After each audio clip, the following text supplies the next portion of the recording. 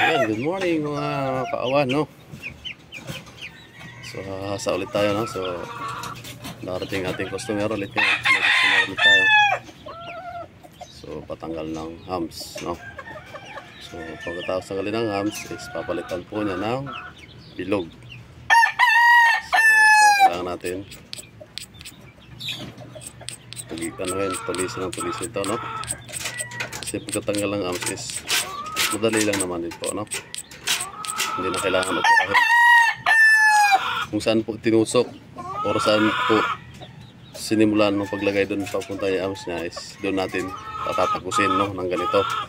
Pag nabutas, doon lang natin ilulusot, no, yung arms na nailagay, no. Ganun lang po kadali, no. Hindi na kailangan na operahin pa yan. Tutusukin lang natin kasi pahaba yung arms, na ganun yun, so tutusukin natin yung dulo kung saan pinasok yung una. So tatagusin lang natin dito yon para magkaroon ng labasan, no. Madali lang yun, no. Hindi natin kailangan buksan yun, papalusutin lang natin siya sa pamamagitan din dito. Pero yung mga yung petroleum jelly po is hindi ko po yun na kaya. Sa doktor na po yun, doon na po kayo sa mga pwede po patanggal, no. Kasi nga ano yun nasa laman na po yun, nanunuot na yun, humahalo na yun sa laman yung petroleum, nanunuot yun sa kalamnan. Kaya ang silicone naman kasi is na pinatuyo is hindi yan nahalo, pero may chemical pa rin yun may chemical pa rin siya. Kaya mga ilang buwan nagnanana, kusang nagbubutas, nagnanana siya. Ako, tulis nito. Isang tusok lang, sigurado tanggal na yun. Saka isa pa, so hindi mararamdaman naman sa kasi may anesthesia po, no. Mahirap pagtanggal na walang anesthesia. Sigurado na mararamdaman mo talaga ang sakit. Pero ang iba naman kayang-kaya namin lang, tatapang sila. Pero para sa akin, ba't ko pahirapan ang sarili ko, no? Kung may anesthesia naman, ba't ako magtitiis ng sakit na pwede naman walang sakit, diba? Sabi lang na matapang, lahat naman tayo matatapang. Pero nag-usapan doon yung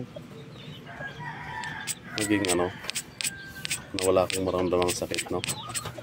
Ba't mo nga titiisin ang sakit kung may anesthesia naman, diba? Ganun yun. Para makita na matapang tayo, pero ang tanong, hindi mo naramdaman ang sakit. Kasi maramdaman ang sakit, masakit yan pag walang anesthesia. Kung magpapadamihan tayo ng lagay, ako maglalagay ng anesthesia, ikaw hindi, agoy, sigurado. Wala, ako kung may kusok na anesthesia, kahit pantarin mo na yan, wala ka na maramdaman dyan. Tulis ko naman na ito mga kawan, no? Pero tinanong ko lang kasi tatagusin tapos palitan niya ng bulitas na bilog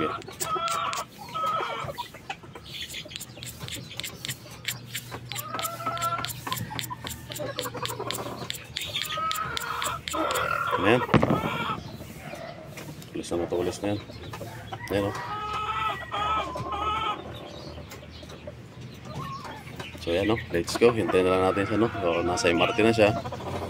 Pag nasa barangay na siya, so susundin na natin. So ayan lang mga kawan, so yun, ingat po tayong lahat at God bless po.